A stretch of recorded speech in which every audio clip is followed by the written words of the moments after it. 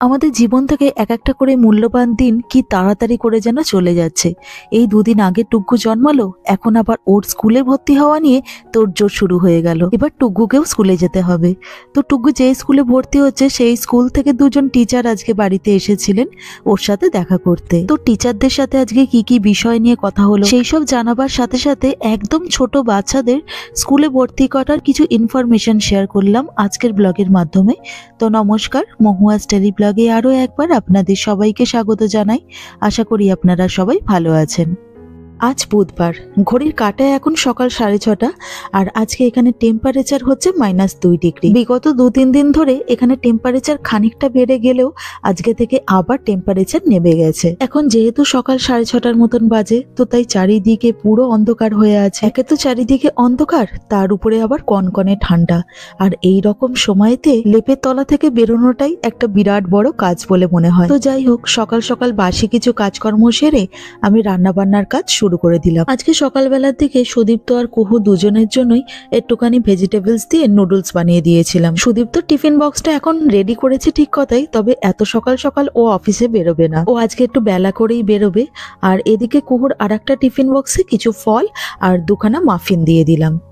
কুহু স্কুলেতে বেরিয়ে গেল আর এখন দেখতে দেখতে প্রায় 7:45টার মতন বাজতে চললো। এখনো দিনের আলো খুব ভালোভাবে ফোটেনি, তবে সূর্য ওঠার আগের লাল আভাটা চারিদিকে ছড়িয়ে পড়েছে। এদিকে আবার দেখুন, বিল্ডিং এর কাঁচগুলো বাইরে থেকে আবার নোংরা হয়ে গেছে। আমাদের নিজেদের পক্ষে বাইরের বিল্ডিং এর কাঁচগুলো তো পরিষ্কার করা সম্ভব নয়, তাই 6 মাস ছাড়া ছাড়া এখানে লোক এসে বাইরের এই বিল্ডিং এর কাঁচগুলোকে পরিষ্কার করে দিয়ে যায়। আর এই যে সকাল 9টা বাজার সাথে সাথে আমি আমার ব্রেকফাস্ট নিয়ে বসে পড়েছি। আজকে একটু পাঁপড় সেঁকে নিয়েছিলাম আর সাথে ছিল মুড়ি আর ভাজা বাদাম। এখন ঠান্ডা যেহেতু অনেকটা বেড়ে গেছে, তো তাই সকালবেলার দিকে আমরা একটুখানি আদা দিয়ে চা বানিয়ে নিই। সুদীপ্তর অলরেডি অনেক আগেই চা খাওয়া হয়ে গেছে আর এখন ও অফিসের কাজ নিয়েও বসে পড়েছে। আজকে টুগ্গুর স্কুল থেকে দুজন টিচারের বাড়িতে আসার কথা আছে, তো সেই জন্য সুদীপ্ত একটুখানি দেরি করেই অফিসে বেরোবে। আজকে আবার টুগ্গুকে দেখার জন্য স্কুল থেকে দুজন টিচার এসেছিলেন।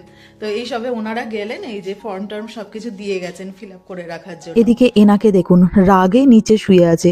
অ্যাকচুয়ালি যে দুজন টিচার এসেছিলেন তাদের মধ্যে একজন আবার টুগ্গুর সাথে খেলা করছিলেন এই অ্যালফাবেট গুলোকে নিয়ে। উনি যেহেতু চলে গেছেন তাই টুগ্গুর রাগ হয়ে গেছে।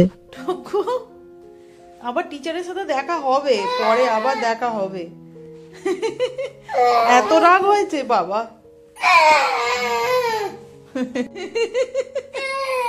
আচ্ছা এসো এসো এসো, আবার টিচার আসবে, স্কুলে গেলে আবার টিচারের সাথে দেখা হবে। এসো এসো এসো এসো এসো। তো বাচ্চাদের স্কুলেতে ভর্তি করার জন্য অনেক আগে থেকেই অ্যাপ্লাই করে দিতে হয়। তো আমরাও দুখানা স্কুলেতে অ্যাপ্লাই করে দিয়েছিলাম। তো তার মধ্যে একটা স্কুলে আগে থেকেই আমাদের কনফার্ম করে দিয়েছিল, মোটামুটি ধরে নিন 1-2 মাস আগে থেকেই এই স্কুলটা থেকে কনফার্ম করে দিয়েছিল। তো আজকে দুজন টিচার এসেছিলেন টুগ্গুর সাথে দেখা করতে। এই যে দুখানা ফর্ম দিয়ে গেছেন ফিল আপ করে রাখার জন্য। এটা হচ্ছে পেরেন্টস ইনফরমেশন। এটা এই যে এখানে হচ্ছে বাচ্চাদের বিভিন্ন রকম মানে ক্লাস কখন থেকে শুরু হয়, কখন শেষ হচ্ছে, কোনটার কি খরচ সেরকম। এই যেমন ধরুন এই 2 বছরের বাচ্চাদের জন্য 15 ঘন্টার পার উইক ক্লাস হয়। এটা হচ্ছে পেডই ম্যাক্সিমাম থাকে, কারণ খুব কম লোকজনই আর কি এটা ফ্রি পায়। আর যারা ফ্রি পায় তাদের মানে প্রচুর লো ইনকাম হতে হয়, মানে আমরা কোনোভাবেই পাবো না। তো যাই হোক, এটাতে হচ্ছে একটা মর্নিং সেশন হয়, একটা আফটারনুন সেশন হয়। আর ব্রেকফাস্ট ক্লাব একটা আছে 8 AM থেকে, যেটা শুরু হচ্ছে সেটার জন্য হচ্ছে 5 পাউন্ড করে পার ডে খরচা করে। আর 3 বছর থেকে 4 বছরের বাচ্চাদের জন্য হচ্ছে 9টা থেকে স্কুল শুরু হয়, 3টের সময় স্কুল বন্ধ হচ্ছে। আর আফটারনুন ক্লাবও থাকে বাচ্চাদের জন্য হাফ অ্যান আওয়ারের জন্য। তো তার জন্য পার ক্লাস আর কি খরচা পড়বে 2.5 পাউন্ড করে। তো এইরকম নানা রকম জিনিস আর কি এখানে দেওয়া আছে, ইনফরমেশনগুলো দেওয়া আছে এখানে। আর বাচ্চাদের ক্ষেত্রেও এখানে কিন্তু অনেক কিছু জিনিস স্কুলেতে দেওয়ার আগে চেক করে নেয়।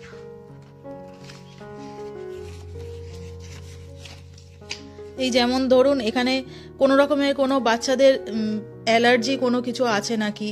এই দেখুন এখানে একটা জিনিস দেখুন যে বাচ্চারা কি ধরনের খাবার দাবার করে, মানে ভেজিটেরিয়ান নাকি হালাল, মানে যারা মুসলিম আছেন তারা জানেন যে হালাল মিট খায়। তো তো আমাদের যেমন হালাল ঝাটকা সবই চলে, আমাদের তো কোনো অসুবিধা নেই। তবে আমরা আবার যেমন পর্ক খাই না, বিফ খাই না, তো সেগুলো আর কি এখানে মেনশন করে দিতে হয়। তারপরে কোনো বাচ্চাদের অ্যালার্জির কোনো অসুবিধা আছে নাকি, বা কোনো রকমের কোনো প্রবলেম আছে নাকি, বাচ্চা কিভাবে স্কুলেতে আসবে, তো সেই সব কিছু ডিটেলস আর কি এখানে দিয়ে দিতে হবে। অনেক বড়, এসব দেখে দেখে ইয়ে করতে হবে, অনেক কিছু আছে। তো এগুলো সব ফিল আপ করতে হবে, ফিল আপ করে জমা দিতে হবে। তো চলুন, সুদীপ তো এইসবে অফিসে বেরিয়ে গেল, আর আমারও রান্নাবান্নার কাজকর্ম পড়ে আছে। তো রান্নাবান্নার কাজকর্ম করতে করতে বাদবাকি কথাগুলো আপনাদের সাথে শেয়ার করি। টুকুর সেশনটা শুরু হবে জানুয়ারি থেকে, আর যেহেতু স্কুলেতে ও অনেকটা টাইম কাটাবে, তো তাই জন্য টিচাররা কিছু ইনফরমেশন আমাদের কাছ থেকে ওর ব্যাপারে নিয়ে নিয়েছিলেন। সবার প্রথমেই জিজ্ঞাসা করেছিলেন যে ও কি করতে ভালোবাসে, মানে কোন জিনিসের সাথে এঙ্গেজ থাকতে ভালোবাসে। আমরা যেমন বললাম ও অ্যালফাবেট নিয়ে খেলতে ভালোবাসে, বা ক্রেয়ন দিয়ে পেপারে কালার করতে খুব পছন্দ করে। এছাড়া বাচ্চা নিজে হাতে খেতে পারে নাকি সেটাও জেনে নিলেন। আর সব থেকে যেটা ইম্পর্টেন্ট ব্যাপার, যে বাচ্চাটা কিভাবে কথাবার্তা বলে বাড়িতে, মানে কোন ভাষা ব্যবহার করে। তো আমরা বললাম যে মোস্টলি আমরা আমাদের মাদার টাং মানে বাংলাতেই বাড়িতে কথাবার্তা বলি, আর ইংরাজিতেও টুকটাক কথাবার্তা আমরা বলি ঠিক কথাই, তবে আমাদের অ্যাকসেন্টটা হচ্ছে ডিফারেন্ট। তবে যেহেতু টুকুকে বললাম না ও একটা টিচারের সাথে সমানে খেলছিল অ্যালফাবেট গুলোকে নিয়ে, তো তখন আরেকজন টিচার যিনি আমাদের সাথে কথাবার্তা বলছেন তিনি বললেন যে ও কিন্তু ব্রিটিশ অ্যাকশনও মোটামুটি বোঝে। তখন আমরা বললাম হতে পারে, হয়তো কার্টুন ফাটুন দেখে, বিশেষ করে পেপা পিগ দেখে, তো সেই জন্য আমি না ওই কারণে যখনই টুকু পেপা পিগ দেখে আমি কোনো সময় বারণ করি না, কারণ সত্যি পেপা পিগের মাধ্যমে ও কিন্তু অনেক কথাবার্তা শিখেছে। যেমন ধরুন সব রকম জীবজন্তুর নাম, তারা কিভাবে ডাকে, সমস্ত রকম কালারের নাম, বা ABCD 1 2 3 4 এইসব আমি শেখাতে গেলে তো কোনোভাবেই ও বলবে না, সবকিছু ওই দিদির কাছ থেকে আর কার্টুন দেখে দেখে শিখেছে। তো যাই হোক, এইসব ব্যাপার নিয়ে কথাবার্তা চলছিল।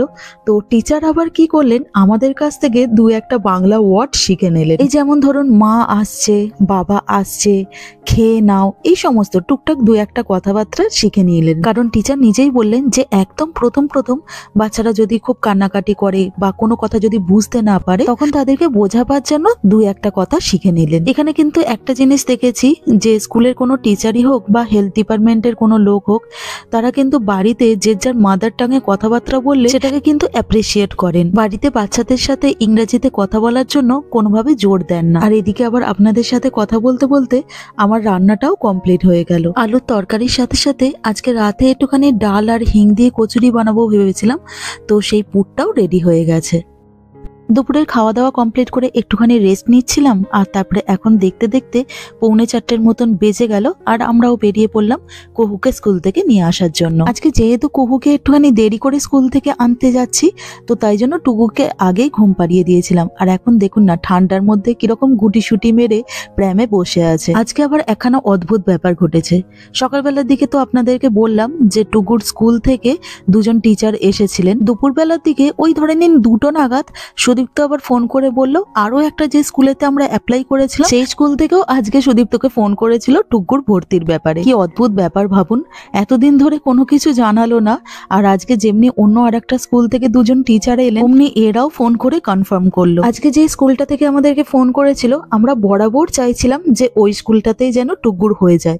তার কারণ হচ্ছে ওই স্কুলটা আমাদের বাড়ির একদম কাছাকাছি, কুহুও ওই স্কুলেতেই পড়তো। আর যে স্কুলটা থেকে আজকে টিচাররা এসেছিলেন, তো সেই স্কুলটাও ভীষণ ভালো, তবে আমাদের বাড়ি থেকে অনেকটা দূর। একে তো ডাইরেক্ট কোনো বাসের রুট নেই, আমি যেদিক দিয়েই আসি না কেন আমাকে খানিকটা হাঁটতেই হবে, আর হাঁটা পথ প্রায় ধরে নিন আমাদের বাড়ি থেকে 35 মিনিটের মতন। তাই জন্য আমরা বরাবরই চিন্তা করছিলাম যে দুটো বাচ্চাকে কখন কিভাবে স্কুলেতে দিয়ে আসা নিয়ে আসা করব। একদিকে স্কুলটা থেকে ফোন করে ভালো হয়েছে, তবে খারাপও লাগছে যে আজকে টিচাররা এলেন, ওনাদের সাথে এত ভালোভাবে কথাবার্তা হলো, অথচ ওনাদেরকে না বলে দিতে হবে।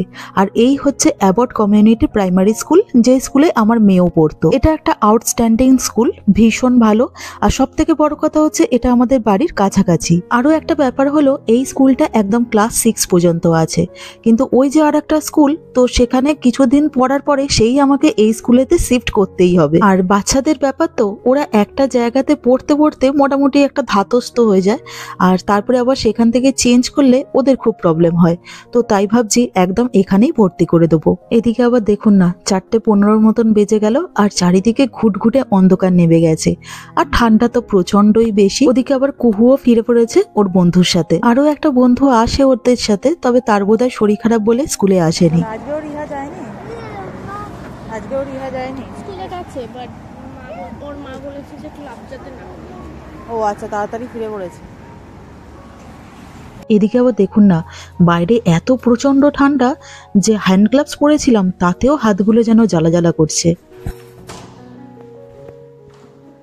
ঘড়ির কাঁটা যেন বনবন করে ঘুরছে, কখন যে সকাল থেকে রাত হয়ে যায় সত্যি টেরও পাওয়া যায় না। এখন দেখতে দেখতে প্রায় 8টার মতন বাজতে চললো। তো আমরা আমাদের ডিনারটা রেডি করে নিচ্ছি। তো চলুন কচুরিগুলো ভাজতে ভাজতে আজকের ভিডিওটা বরঞ্চ এখানেই শেষ করি। তো আমার আজকের এই ভিডিওটা আপনাদের কেমন লাগলো অবশ্যই কমেন্ট করে জানাবেন, আর পারলে চ্যানেলটাকে সাবস্ক্রাইব করে দেবেন। তো সবাই ভালো থাকবেন, সবাই সুস্থ থাকবেন। দেখা হচ্ছে পরের ব্লগে। নমস্কার।